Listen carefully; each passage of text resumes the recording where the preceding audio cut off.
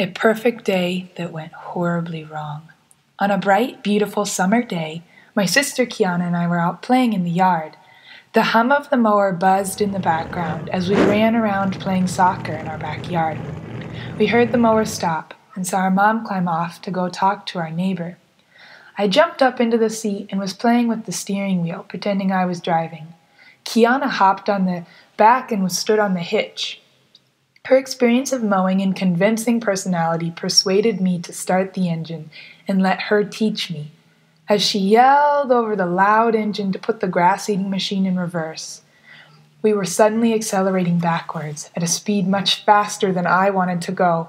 I was so absorbed with trying to stop the mower that my attention was focused forward instead of watching behind me, when all of a sudden we ran over a huge lump that I knew was not supposed to be there.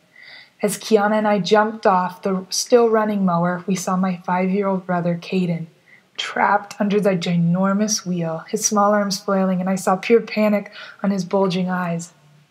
Caden had come running up behind us to see if we wanted to play baseball with him, but he slipped on the dewy grass and slid right beneath the heavy tire. I screamed at my sister, "Help me push it off! Kiana, he's going to die! Hurry! Please hurry!" But it was impossible with our non-existent strength. Finally, our mother came and was able to shove the heavy mower off his small body.